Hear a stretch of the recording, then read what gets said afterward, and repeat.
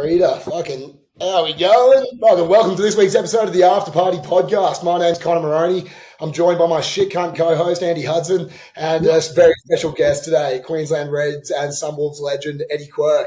How's it going today, good mate? Boys. Thanks for having us on. Are you in? We got one in Brisbane, one in Canada, and one in Japan. Is that right?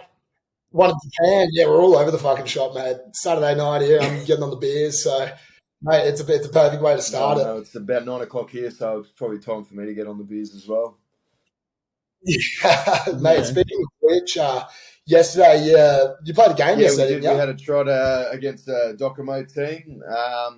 Boys went all good at the start, and then just I'd say about 80% of our team are just huge on the darts, and they sort of bottomed out a bit in the second half. But mate, she was good. It's good to still be playing footy and having a run. Oh, mate, fuck oath. And what about those Japanese boys? Is it a good culture over there in the club? Awesome. Like, it's a bit different from when I was playing with Cannon in the top league. All the blokes are professionals and, get heaps of time to get out and get stuck into it, and a lot of off time and that. But here, the team I'm at in Div 3, we're just company, mate. We're a Denki, which is an electric company, and mate, boys are finished work at 5:30 and come and we train 7 o'clock PM every night. And mate, I'm the only foreigner over here. So, but mate, boys are good. They're just lads. They work hard. They do their hours. They get on the gas and smoke darts. Like that's life over here. It's going out. Do they work for the company that the team's sponsored by? Yep. So we're called Jugoku. They're obviously the biggest power company here in Hiroshima, and they work all through the company. There's guys like young guys that are at the bottom doing the shit jobs at the company, but mate, they're suit and tie. And then the older guys who've been there for ages, they're the top dogs. They don't get too much work done, but it sort of goes on age rank here, which is fucking pretty crazy. Good for you. Oh yeah, mate. Yeah. I don't have to go to work, so I'm all good. I just sit here with my hand on it. Yeah, you're in the boardroom. 100%. Quirky, I'll get you to get your camera on your face. We've got about half your head at the moment. There we are. All gravy, baby. Look, it's probably a good thing you've only got half my head in there anyway. Yeah, I know. I was bloody thankful, to be honest. But, mate, when we were talking to old Sammy Wykes, he was telling us that it gets a little bit weird with the old formalities with the fucking, companies over there and shit. I'd say probably a little bit less now with the electric company. But, have you had any of those run-ins, with your previous clubs at all? Look, I watched the show when you did with Wykesy, the ultimate ball starer. He got done obviously down at Coke and a few other ones. I've had a couple of shockers in my time as well. With this, Sunwolves probably wasn't as bad, but when I was up at Cannon, just had a couple of parties at my joint and things got a bit rowdy. I had about 35 people in my apartment one time there in Tokyo at the back end of the season, and boys were having a couple of darts on the on the balcony and stuff like that, and pretty much the SWAT team got called to my joint. The Japanese overdo things on a good day, so I think we had a noise complaint, and someone came. We just said, "Yep, all good. We'll turn it down." And then I don't know what happened, and so just had a knock on the door, and I reckon there was about 20 blokes, and they had all their little helmets on, ready to go, and we ended up sending out one of the big dog Japanese players at the time, and just to say that there was no one in, they had the wrong place, so we were all quiet for about 5 minutes, hiding in the room, and sort of ducked in and had a look, and it was just him sitting there having a drink, and then they sort of said, "All good, play on," and then I had about a week of meetings with the company, just apologising from top to bottom. I didn't have to give a present, but I didn't give a present. Yeah, I remember Wyke saying he had to address the whole board meeting in a suit. I think he was just because their team lost, but he had to have these several meetings just apologizing in Japanese, and he doesn't speak Japanese or not fluent, and they were just the repetitive thing, just sorry, Sorry, over and Yeah, over. that's the So culture here. sure you had to deal with that. Is a like a I'm sorry. So it's pretty much it's in my vocabulary over here. Pretty bad. So we ended up having to pool a bit of cash together, and they made us come up with our own punishment. So I just said, let's pool some cash and we'll buy some kids some footies. Yeah, fuck yeah, that's a good way to go for the kids. That'll get you out of anything. 100%, mate. Hit them where it hurts. Mate, what I was going to ask you, I don't know if you've seen much of it. I've been trying to fucking find the actual footage of all of it, but down at East lately, I know it's your club, unfortunately, but I've seen they've actually, like, one thing these cunts have done right in the last fucking 15 years, they've got, like, great fucking club culture down at the club at the moment, and they've got the boxing fights. Have you seen that at all? I have. I was actually went on a trip with my with my family to Fiji, and we were flying home that night. And Jimmy Moore, who was I think he was a specialist judge on the day, and he rang me, and mate, we touched down with the kids at about I think it was 9:30, and I we're waiting for the bags, and I pulled up the video of the boys boxing, and the missus just went, "You can't," and I said, "I think I got it," and I was going to catch a cab from the airport and go straight there because I wanted to chuck the gloves on and have a go, but probably best to get the kids back home and go to sleep. But mate, as you said, with Easties, mate, it's good. That's probably one of the reasons why I went there when I was young. I had a couple of offers. I had one from uni, but I don't kiss me dad, so so we ended up. Paddy Richards said, "Mate, we can't do much for you. You got to have to pay your fees. But one thing is, there's always a couple of cartons in the change room, and the upstairs is always hissing." So I just said, "Mate, you had me at cartons in the change room." So that's pretty much why I wandered in the East, mate. And as you said, just from it's a family club, but also the off-field activities sort of stumps a lot of teams there in Brizzy. I'm sorry to say.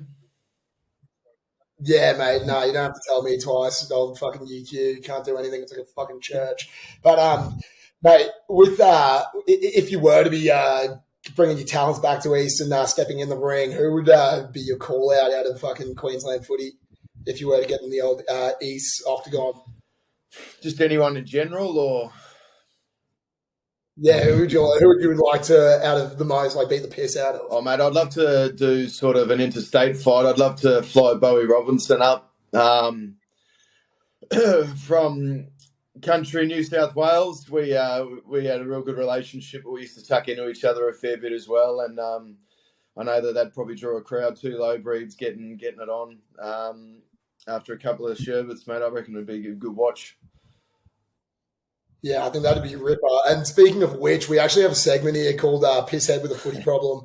And we were going to ask what your nomination would have been from that Red squad, but I think that goes without saying that old Bo Robbo would have been the nomination there. Yeah, sure. Mate, look, literally, in that era that we all played, I reckon I could probably name about 15 blokes, and I might even put my hand up to be within the 15, mate. You've got the Frisbees, you got the Gills, mate, you got the Rod Davies, you got the whole lot there. So I think, if you talk a lowest of the low, then there's a couple of blokes that go under that radar.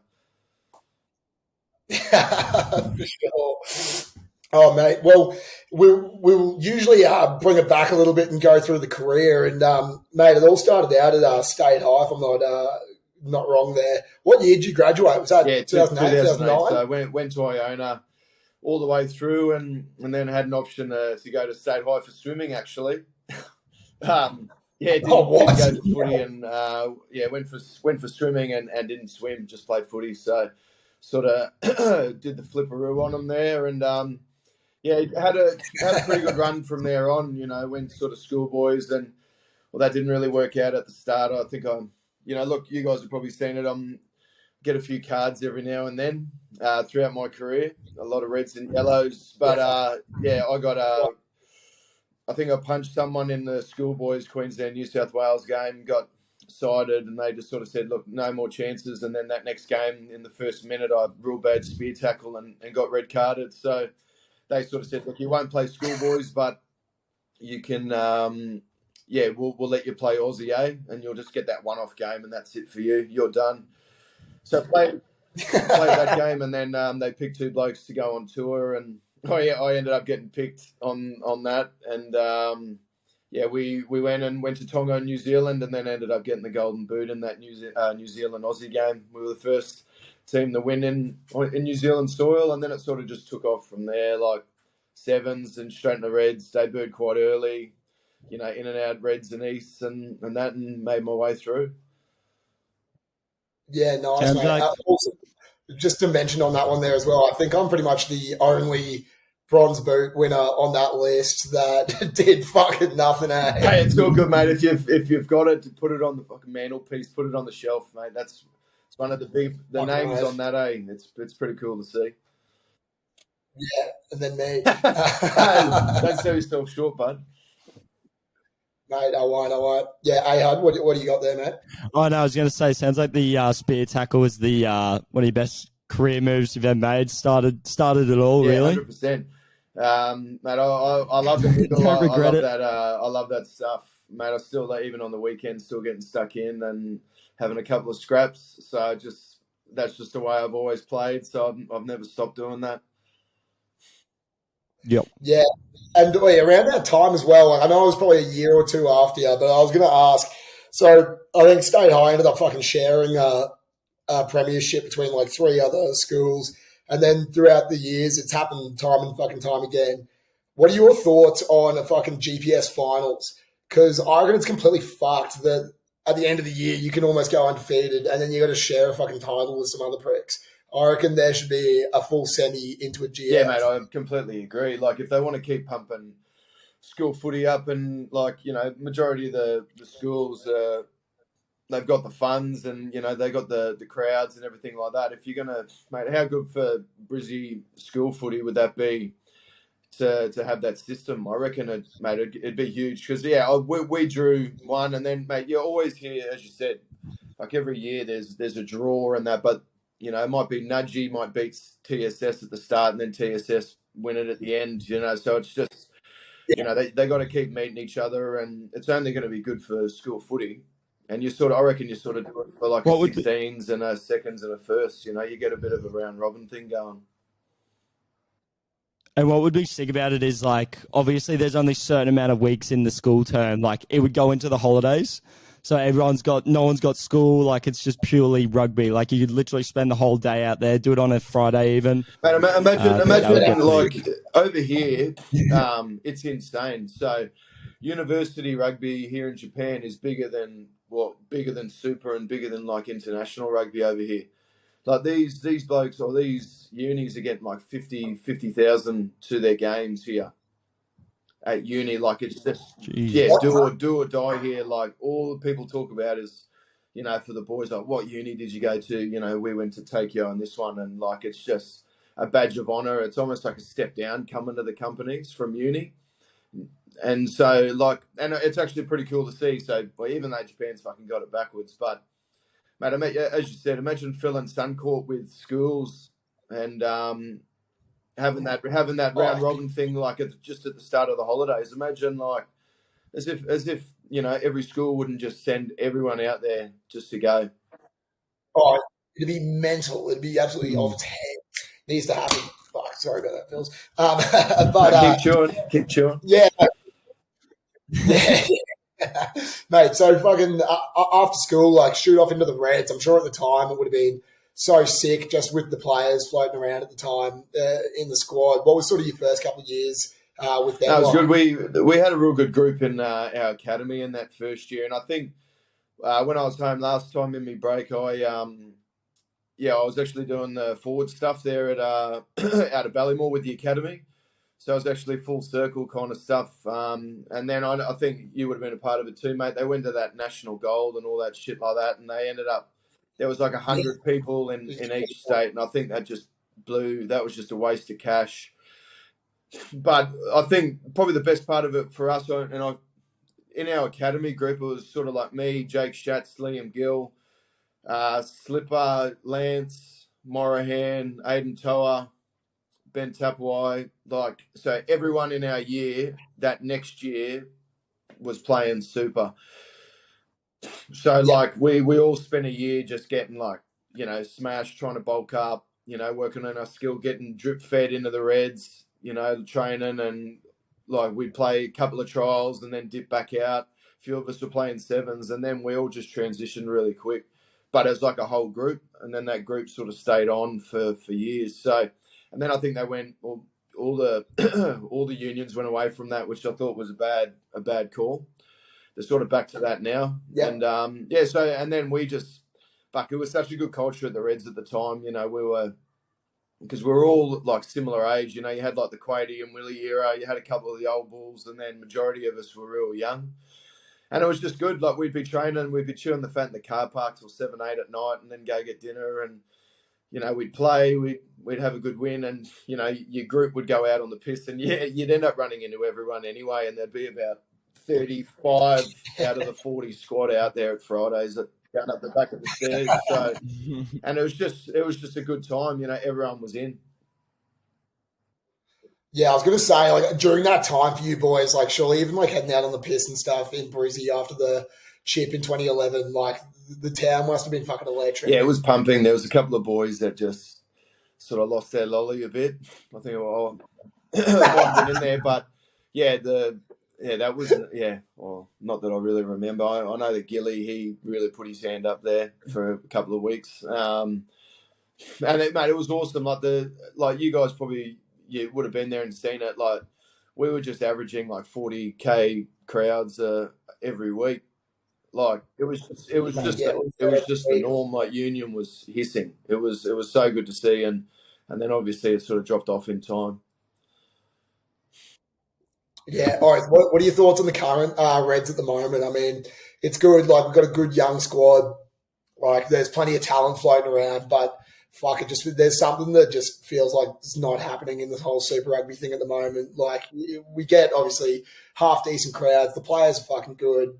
Everyone should be getting around it, but there is just something missing there. Like, what are your thoughts on it all? Yeah, it's a tough one. Like, you know, it was good to actually spend a bit of time, you know, with the academy and then with the Reds boys doing some training, and I got to sort of see the ins and outs and what was sort of happening. I think, you know, these tours to Japan and that for the teams, you know, the Rebels and the Force and the Reds, I think that's been good, like jumping over, getting a bit of experience, a bit of exposure here and that. Look, it's hard to put a finger on it, you know, like I watch heaps of league and that. I was the leaguey.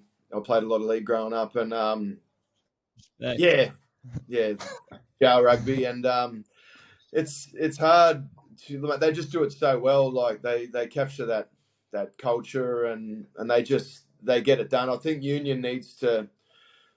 Union's always tried to compete against league, you know, and like what can we do? And no, we need to do our own thing and own brand, where I think you just need to get on with it and just create your own brand and branch out. I've always had not an idea, but talking to a couple of blokes over here, Kiwis and Saffers and that, I know that the All Blacks, like management, they go around the world every year, like to Liverpool and to the Lakers and shit like that, and they like spend weeks with those teams and see what they're doing to attract crowd and what are they like. So that they spend weeks and in these organisations that are just pumping, that just have fucking massive followings and that, and then they try to grab and pick what the goods and bads are in those clubs and take it back, and you obviously see the All Blacks and stuff like that. So I think Australia needs to maybe get their head out of their ass a little bit and branch out and have a look at what other franchises and other people are doing, and have a look at the Broncos. That's where check right out at home. That's popping off. I made Connor go to a Broncos game this year because I'm a member, and he was shocked because he would go weekly to the Reds, and he was like, dude, is this like the fucking grand final, or like what's going on here? There's like fireworks and like flames going on. Meanwhile, the Reds is like struggling to get 10,000. Talk to the Broncos and like get some ideas. It was that much fun. Like, don't get me wrong, we were surrounded by about 4,000 fucking convicts, but it was the most fun I fucking had in a minute, and it's because they actually just let the boys fucking have fun, and that's what I think. Like at the moment, little things like, as you said, like going over the seas and checking out like how some of the other organisations do their media and all that as well. Like, there's got to be a bit more fun fucking injected into the game. Like, when you got Pick Athletic Club and stuff going out there doing the best fucking shit in rugby union scene in a minute, I reckon, with just bringing fun back to the sport, and it gets shut down every fucking 2 seconds by the QRU or God knows. There needs to have a bit more fucking...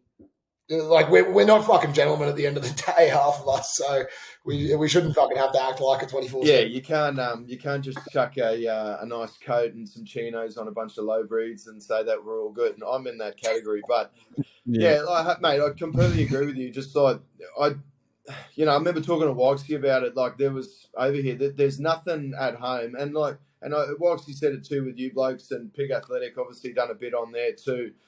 Like, you guys are, pumping and trying to get, like, just the Aussies love that larrikin stuff, and they love taking the piss, and that's what I've done over here. Like, I've just enjoyed it, try to make it, on the piss, doing some like real good stuff, and just making it fun. But I just feel like at the moment, as you said, it's just there's this big block up of like, it's almost like we don't want to be seen as anything else bar this. Like, if we show that we're a little bit like this, maybe that top end, toffee nosed crowd will lose them.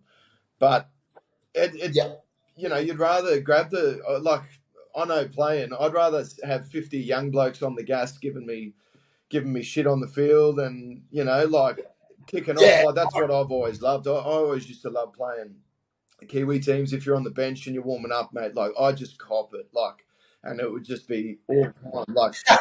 But that's what I loved, and like, you guys in Pig Athletic and stuff, and mate, I'm over here in Japan watching the Matty John show, like, just because it's so good, and like you're saying, like, you're a Broncos fan. When I'm home, I go home and watch league, and I've gone and watched the Broncos. And it's just, mate, it's fucking the way they run it, the way the games run too, the ball in play. There's a bit of riff-raff on the field, but also, like, you got, Latrell Mitchell, all these guys, like, I'm just watching all their socials. Like, it's fucking crack up. Yeah, dude, like, cunts fucking hate Jerome Luai and shit, but fuck me, I get around him, mate. Like, he's just fucking playing with everyone, like, just trying to... Yeah, and just, like, mate, every time I see the Fox put up a story or something, like, I just start cracking up. Like, they're the kind of guys you need in teams, and, mate, people just draw to them just because they're just who they are and how funny they are and everything. But, like I've always said in uni, I've tried to do a little bit of it, but it's just, I feel bad for saying it, it's just really dry. It's like, let's just focus on footy, talk about footy, make sure, when we don't branch out too far of, looking silly. But it's what fucking people want. That's what I want. Yeah, 100%. I've got a bit of a theory as well to fucking bring a bit of injection of fun into Suncorp Stadium. And, bro, think about whenever you played against the Highlanders, fucking that a whole Otago back end is just packed to the fucking rafters, going absolutely. The zoo, they call it the zoo. What the fuck? So they call it the zoo, and I'm pretty sure it was like half price tickets. And got a lot of mates at the Landers now. It's like half price tickets for all the students, and I think like it was crack up one year. I think they gave a 3-piece feed from KFC free to everyone who bought the half price ticket, and it was full. It was full. There wasn't a seat. It was just people like, I pay $10 and I get 3 fucking chicken wings. I'm there, Yeah. They need to have something like that, because I reckon, like, imagine if you get every fucking club player in the States, or like all the way through, same deal, half price tickets, like a free beer on entry or some shit. I don't fucking know, but just get like all the young cunts in there and get them fucking riled up. Get J-Ball out the front with a big megaphone going. Yeah, I mate, 100% agree. I reckon like club fees are enough. Like you're paying all these young fellas that are either on the tools, they're paying $500 to go play club footy. I reckon if you pay your fees, you should get like tickets to, you should get like 3 free home game tickets, and then like 50% off other tickets. And I reckon like literally kids 8 and under are free. Yeah, and a 3 yeah, and 100%. 100%. But like, and you hit it on the head. Like, how are you going to draw people? You got to like you're over in Canada at the moment. You see like tailgate. Like one of the coolest things I've seen is we played the Sharks in Durban, and on the way in they've got like all these fields that they train on around the stadium. Stadium's massive, and literally there's just like as far as you can see cars, people like braaiing or barbecuing and that, and they're just smashed. Yep. I remember with the Sunwolves one time, after the game, I said, we need to get the Japanese boys and that, like, let's go out to the barbecues and that. And mate, we were there for like 2 hours after.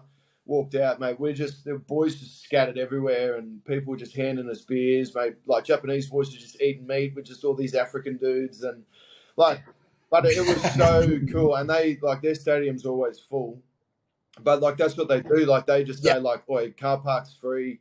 It's all open. You can bring all your shit. You can barbecue. You can bring all your own beers out the front. You just got to pay for it when you come in." So everyone just gets smashed out the front and just steams in, and it's such a good atmosphere there. You know, I just feel like it's just like at Suncorp, it's just line up. You know, your dad and your son, and you go and sit down with your Reds hat on. There's no real vibe, and then it's over. There's no real entertainment factor, as you're saying. Like, imagine all the club rugby coming straight after their game. Imagine like the whole clubhouse at East coming, all the uni, like everyone just steaming down. Like you got like 5,000-6,000 right there. Yeah, oh mate, 100%. It's bang on there for sure. It'd be fucking that sick. And I mean, the wild thing is though, is that like I guess over here, fucking back in Australia, it's a shit show in that regard. But in the rest of the world, it's fucking pumping. And Japan, as you said, is one of those places where it is fucking pumping. And what was your sort of like mindset with ditching the old Reds and heading overseas? Was it like just more game time or getting all around that sort of stuff? No, sort of. It was just better off. I was actually, I was looking to stay at the Reds and that, and then it all sort of just fell through really late because of my knee.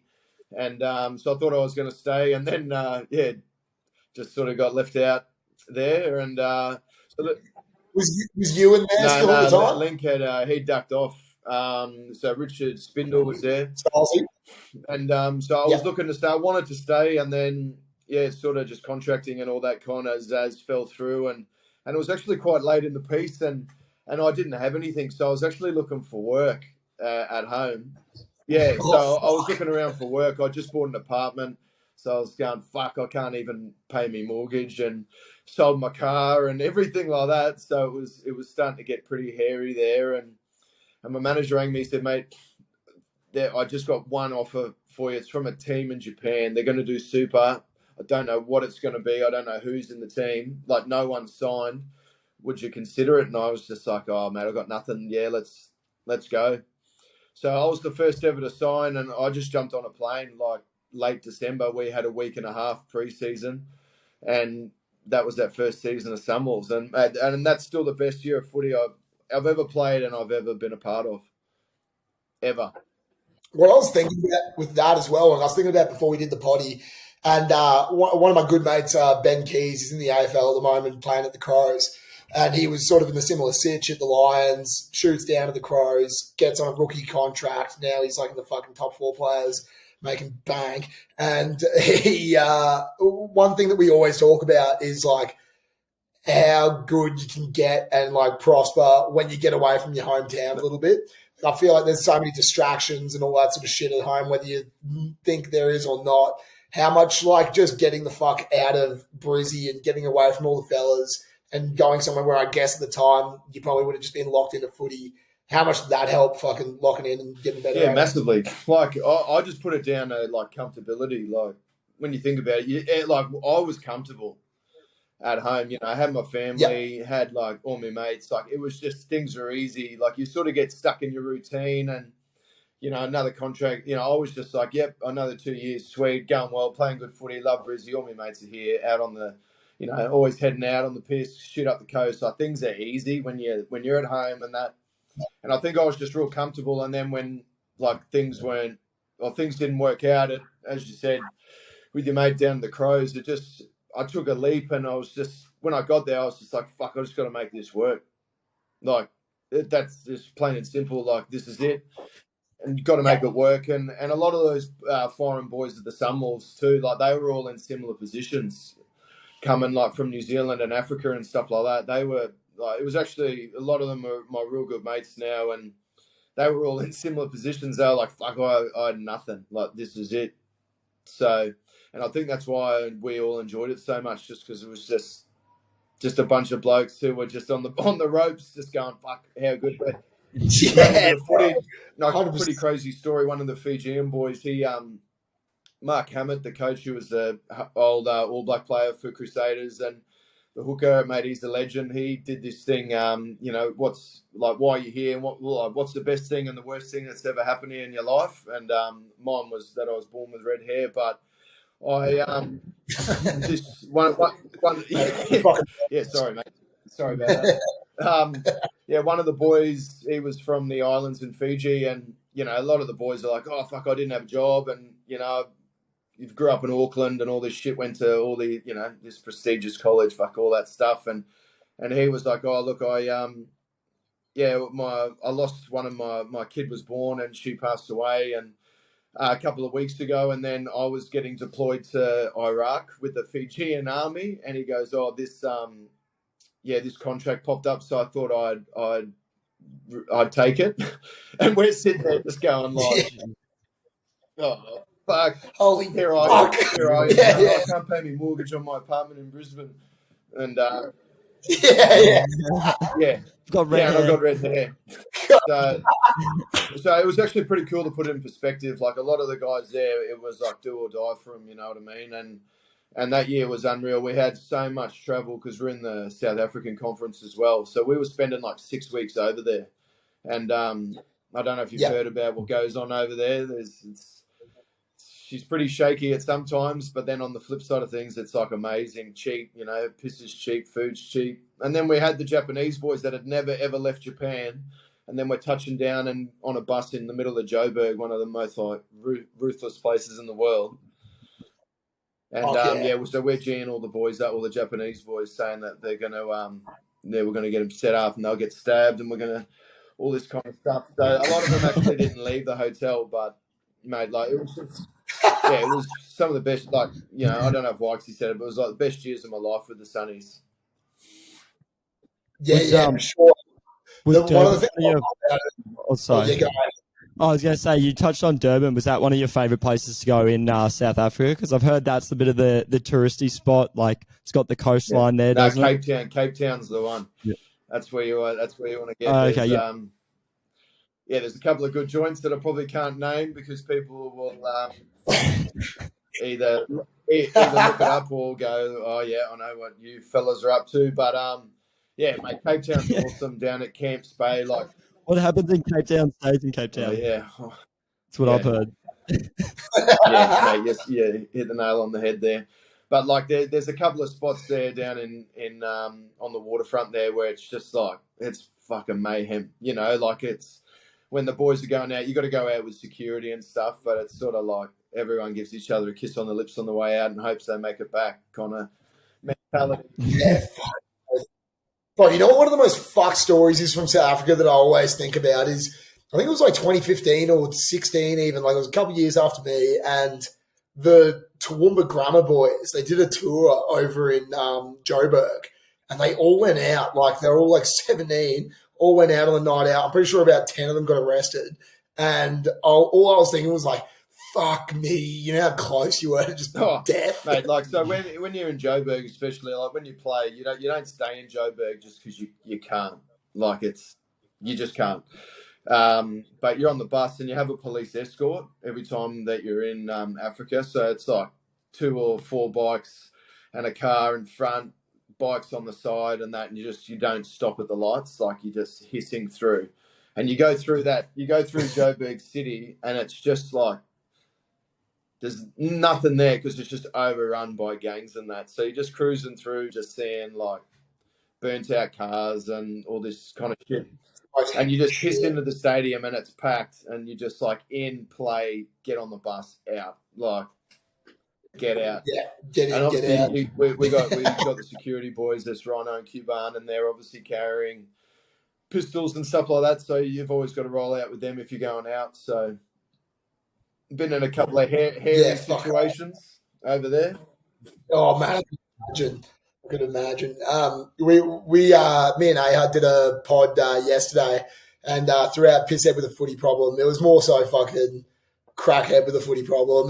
We were talking about old Lawrence Taylor in the NFL, and he's an old 80s player, fucking proper sick on. I actually get around him.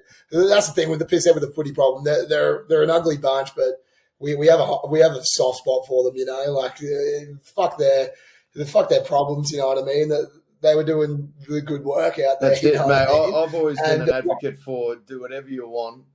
And like, just if you rock up and go well, like who cares? It's like any job. If you're gonna get stuck in on the weekend whatever you're gonna do, if you rock up on Monday and you're all good, then like, what's the problem? You know, like you said, get around. And mate, fuck off. And with Lawrence Taylor, one of the things that we were like properly interested about is that throughout his career, there was like it was called what is it? Bounties. The bounty. There was like a bounty gate where there was this big scandal in the NFL. A lot of teams were doing it, but coaches and like defensive coordinators were like putting bounty on players' heads. So it's like, all right, $5,000 if you can get the quarterback out of the game, like by any means necessary. So they had all these like, I guess bounties on certain offensive players. Yeah. And mate, we know that you're a bit of a sick pup when it comes to red cards and brutalizing opponents. I know there probably wasn't any monetary. I'm sure fucking you and Mackenzie wasn't chucking any dough at you for anything, but fuck me, I know for a fact there was blokes that you were targeting out there. So I wanted to know who were the guys that I guess that you did want to try to fuck up more so than anyone throughout those games. Yeah, it's gonna be hard to say names. You've told me a short ball here. Half the time I wanted to take out my own blokes. No, look. Well, that's what I was going to think. More so when you were at the Sunnies going against the Reds again, or was it when you were at the Reds? Like, if you go back and watch one of the first game we played, like, oh, fuck. You punched fucking... No, that was another time. He got me good. He was choking me in a ruck, and I thought I'd try to get a sneaky one back on him, and I totally forgot that Suncorp's full of cameras, so... No, look, we used to have a thing at the Reds, like defensively, it was called heads on a plate. I remember Israel Folau's first game in Union, where we played them at Suncorp. Like, we had the thing that every time he touched the ball, didn't matter if he offloaded or whatever, we had to put 3 on him and like get him the deck and get stuck into him on the deck. And I remember, like, if you go back 100%. And look at it from memory, like his first 2 or 3 carries, then he knocked on 2, and the other one he got pumped. And so we had those kind of like things leading into games. We call it heads on a plate. And look, when you guys who would get a bit angry, look, a good one for me was Bowie. We were playing the Rebels, and it was Fuglister, I think. Bowie said because we watched some footage and they were like, mate, the flankers hold you on. So, and Bowie said to me before the game, he goes, mate, if someone grabs you, just go. You got to go for it. And I was like, what do you mean? He's like, if you get grabbed, just throw them. I'll be there. And I was just like, oh. I was kind of looking at him going like, righto, like I'll start a bit of a scuffle if something goes on. And literally about 5 minutes in, the scrum goes down. I look over and he's just popped that Fuglister straight in the beak, just uppercut, bang, and then bang.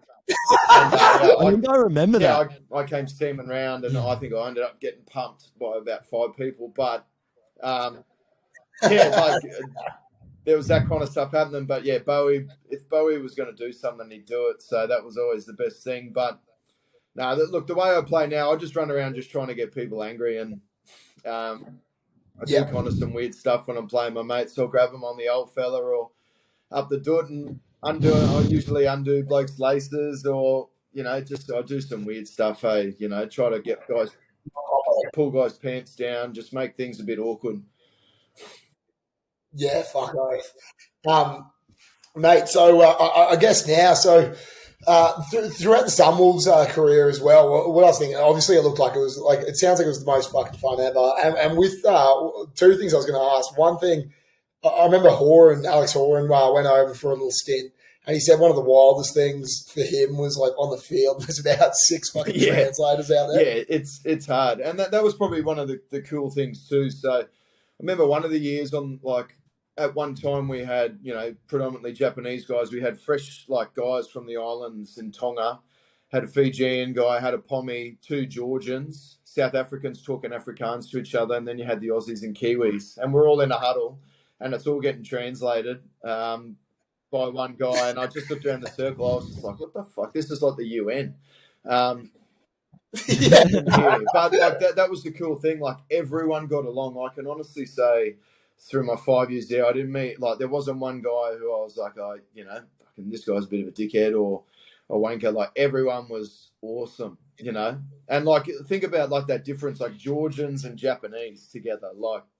You got our Georgian guys were telling us stories, they weren't from good parts of town in Georgia, and they're telling us stories of shooting AKs out the back of school and finding grenades and that, and then you got the Japanese being like, oh my God, what the fuck? What the fuck? Yeah, so there's that difference, and that's, mate, the translators here are unreal. Honestly, they're so good at their job, being able to listen, translate, and get the message across. Because there's a polite way of translating here, when people talk, and then there's just sort of your slang, like we have, and they had a real good balance of doing that, and I'm real good mates with all our translators that I've had. Are they Aussie or Japanese dudes? They're all Japanese. They've all grown up here, but they've usually just lived other places. One of my good mates who's actually up in Brisbane, who was the canon translator, nicknamed Useless. He grew up he was born in Japan, and then he moved to England for 10 years. And then one of the other guys, Hide, he was the Sunwolves in Japan guy. He grew up on the Gold Coast, but Japanese, and then moved back to Japan. So they're fluent, but they either have and it's kind of weird, they have their English accent is wherever they've learned, if you know what I mean. It's weird. So his English is Pommy, and this Hide was just clear Aussie, and then another translator will sound like Kiwi. It's super weird, right. When you meet them, and straight away where they've lived when they talk. Yeah, because you got to be pretty skilled. You got to understand you from Brisbane, Queensland, and obviously you both speak English. If some dudes from let's say Auckland, but to be able to translate your slang into then Japanese and then understand Kiwi slang, I guess you kind of meet them halfway and don't say some real slang terms, but it's still pretty skillful to be able to translate 3 different types of English then to Japanese. Oh yeah, I was some of the stuff I say, and then after I'm like, "Did you translate that?" And he's just like, "Nah." No, it's they wouldn't have understood it anyway. He goes, I didn't. There's no words for that in Japanese. Those words don't exist. Literally, he said, I just told them that you were angry. That's it. And that's generally, and then they'll do the same too. When they're translating Japanese to English, they'll be like, "Oh, look, nah, fuck, don't worry about it." Or, that's yes, it's he's off. Yeah, it's hard. It's hard, and look, it's hard. I'm the only foreigner in our team here, so I'm standing in these huddles, and it's just Japanese, and it's going over the head, Surely you picked up a bit. Yeah, no, look, I'm good. I'm fluent. I'm pretty much fluent in listening, and I can have conversations. And yesterday I'm able to say what I need to say during the game and that. But one thing, when you get on the beers, you're fluent. Honestly, I've met guys that are playing over here that can't speak a lick, and you're on the piss, and they're just sitting there talking to some old dude for an hour fluently. And then, waking up in the morning and they're just like, fuck, was I speaking Japanese last night? You're like, yeah, 100% you were. Mate, and as well, so when the Sunwolves wrapped up, I thought it was a bit of a fucking weird one, to be honest. Obviously, I think it was COVID induced, but do you reckon there's still a fucking place for the Sunwolves within it? And like, I know that like, I'd say the main fuck up with it, similar to that of like the Pumas, is that like it's the whole travel thing. Like you boys having to travel across country every fucking 2 days is a shit show. But I still think that the club's sick, and I think that there's like so many sick things about it. Like, is there a way to fix it? Like, can you potentially be like, oh, you can't really be Aussie based, can you? But I mean, like, is there room for it? And bit of an inside trading here, but no, it's all let's good. Go. But, so obviously COVID induced and stuff like that. But look, it was predominantly the Japan Rugby Union. They're the ones that cocked it up. So there was an option after that year for Japan to be in the comp, in the Australian conference, but after World Cup and everything, they decided to. So I think it was like $5 million to keep them in, and look, we had a lot of sponsors, and a lot of the big companies here just love footy, wanted footy, and they were willing to pay. But Japan Rugby said, "No, we want to invest everything into this new Pro J League. We want to be the biggest sort of rugby comp going around. Like, we got the best players in the world coming here, Lau Mape and all these guys. We got all these guys coming here. Everyone's going to want to watch it. But no one can watch it. They play one game on Stan, and it's usually Suntory with like Shawnee and Samu and stuff. And a lot of people text me, "Oh, how do I watch your games?" And, And so there's nothing in England. Like, you can't watch it in England. Got some mates in the UK who are like, "How do I get the games?" I'm just like, "Fuck, I don't know. Like, I don't even know, and I'm here." So there's that many players that I haven't seen fucking Liam Gill play a game of rugby in about 10 years. That's all I want to fucking do is watch that come. And the games are awesome. All the games here, like top division, second division, like third division, are all really good games. So Japan Rugby had the option, I'm pretty sure, of continuing the Sunwolves, which, as you guys know, like, the fan base was huge. Like, the Japanese are really good at, like, they're always buying kit and the little knickknacks and shit like that. They're all in kit, and we used to sell out. And, like, mate, the Sunwolves supporters used to travel to Africa, travel to New Zealand. Like, mate, there's a guy who's followed me from the Sunwolves from the get-go. He came from Tokyo to Hiroshima on the train yesterday, which is 4.5 hours, watched our game, jumped on the train and went home. And he's like, "Oh, it was good to see you play again. Like, thanks." Gave me a mate, that's and I'm just like, "Fuck yeah, you're starving blokes like that of footy, who are just want it." So they ended up spending the money, I'm pretty sure, on a World Cup museum. Yeah, so because they were like, we want people to come and see how good the World Cup was and that, and like us as all foreigners, previous players were like, "Fuck the museum, like put the team back in, like." Keep growing, like, and a lot of those guys that were in the World Cup squad were all guys that played Super, and they were playing Super every week, playing the Kiwis, playing the South Africans, playing the RGs, playing the Aussies, and getting that experience. And then, like, I look at everyone in that national team now, and I'm just like, you all played Sunwolves and had that experience. But if none of them did and were just playing for Pana and Cannon and that, like, Japan wouldn't be where it is. No, completely. And a good example as well, like, who was the Japanese fellow that came to the Reds for a season? Goromaru. Like, I mean, like, in regards to him, like, he brought that much to the Reds, like, probably not fucking footy, but, I don't believe in our game, man. The Japanese people that came just to see him, and, like, he captured the Japanese people in Brizzy, like, he found, like, the Reds went after that market, which is smart. But, like, now, like, you look at that number 8, Himeno, who went to the Highlanders, like, he's gone. The number 8 for Japan, like, he's a beast, and he's such a good dude. But, like, even he was just like, I remember catching up with him. He's like, "Oh, I play for Toyota, and that's it. I want something else." And then obviously Tony Brown was like, "Mate, fucking come to the Highlanders," like, kind of thing. And and like, look at him now. Like, I think he got player of the New Zealand tournament or something in for Super. So, like, but imagine, like, he needs to be playing for the fucking Sunwolves here in Japan.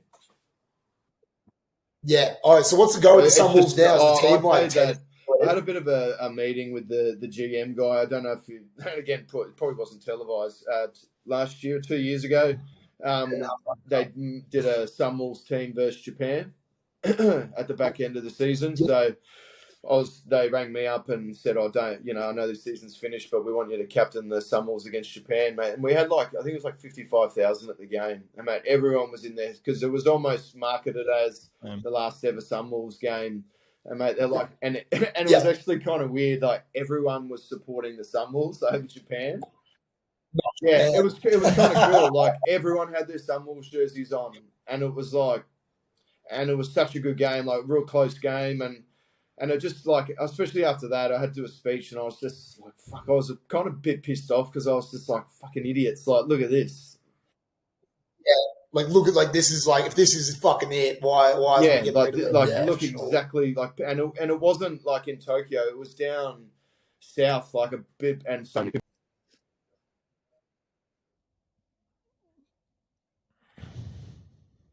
Can you hear me, Hud?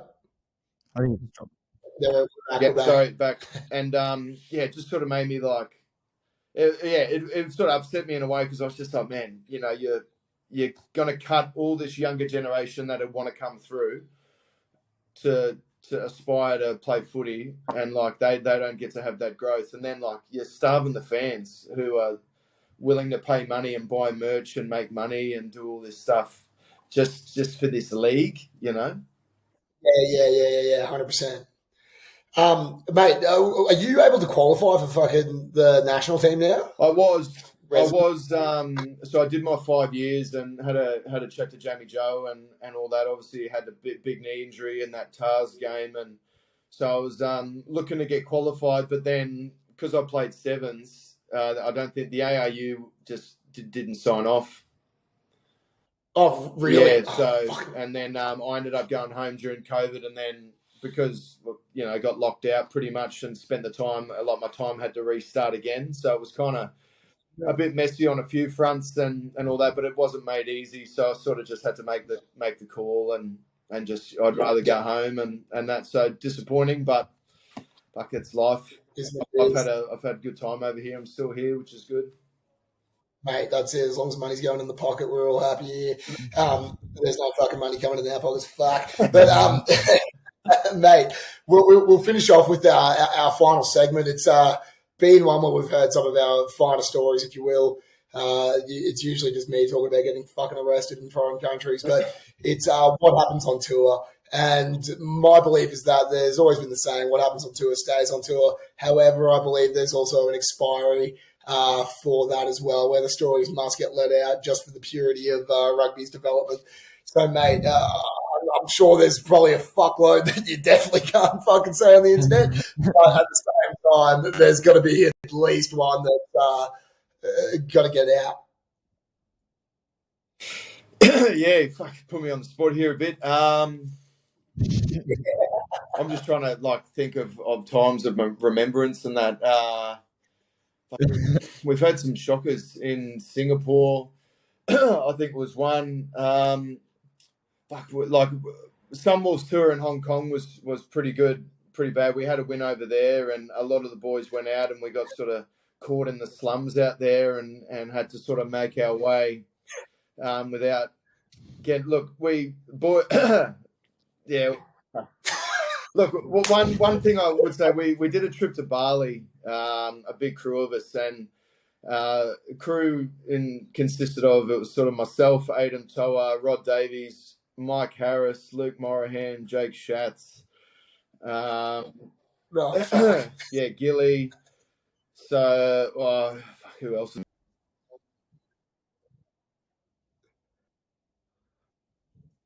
Sorry, it keeps cutting out. That's me. That's right. No, someone keeps fucking belling me. Yeah, so we're in Bali, and it was, we ended up staying at this villa, and it turned out to be sort of like a villa for newlyweds. Yeah, right. And yeah, so we got kicked out of there pretty quick. And we went into Kuta, and I won't name names, but yeah, we might have got caught up in the mafia circle there in Bali, and you know about that, yeah, I've met them. I think I've met them. What's it? Yeah, we ended up befriending them, just probably purely. Yeah, same. They're nice guys. Yeah. And when I mean befriending them, like buying them drinks, and because there's like 50 dudes outside with knives, and we're like, "Well, you guys are legends," and a few of us got caught. I think on the way home, and got a bit startled by the crew that was sort of watching. So they've done a runner, and then have been captured by the guys and taken back to their lair. And sort of questioned on why they were running, and why they're running drugs in Bali. But it was just sheer coincidence that it was like, well, there's like 30 of you on scooters and poles and pipes chasing us. Like, what are we going to do? Just There was an interrogation, so we were sort of looking for these two members for ages, being like, nah, fuck, they've been taken, they're done. So we were going to get the phones going and get the lawyers out and everything like that, and then they've just rocked up later in the morning being like, fuck.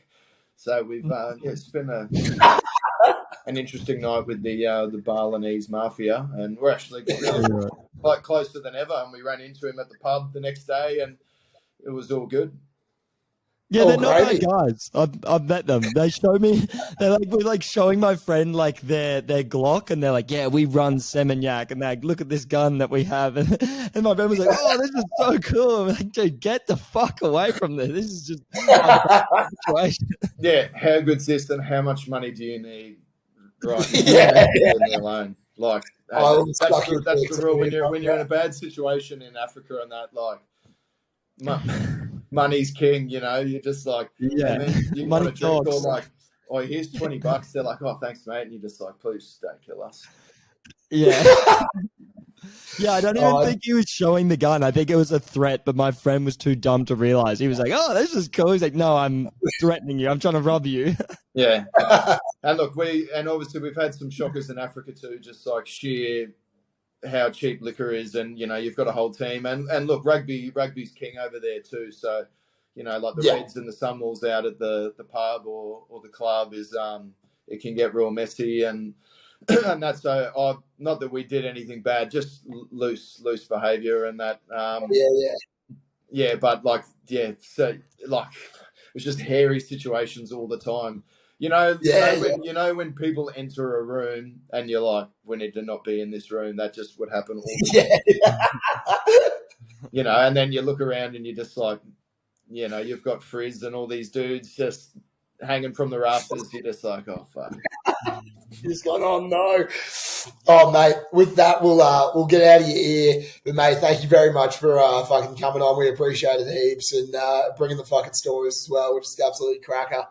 As I said, you boys are doing good stuff. Like, this is what Australian rugby needs, and I know you do a lot of different stuff, but like, mate, you need to be able to chew the fat and have a good time and get stories out there. Like, people, this is the stuff people want to hear. They don't want to hear, technical rugby jargon and, if you remember this game and you did this, it's like, fuck, I don't remember what happened yesterday, mate. Like, like I just remember playing footy and having a good time, like, off the field and with all my mates and all that stuff. Like, that stuff means more to me than any game.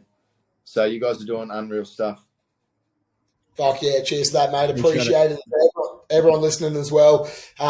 Get around Eddie. Fucking see if you can somehow find a stream for one of the Japanese games. I'm sure it's on the dark web somewhere. But 100%. You got to pay for it. Yeah. So, boys, fucking like, subscribe, keep getting around the after party. We're coming in every week with some heat, so fucking get around us and keep it pumping and stop watching Big Athletic Club. Rightio. Peace, boys. Cheers, boys.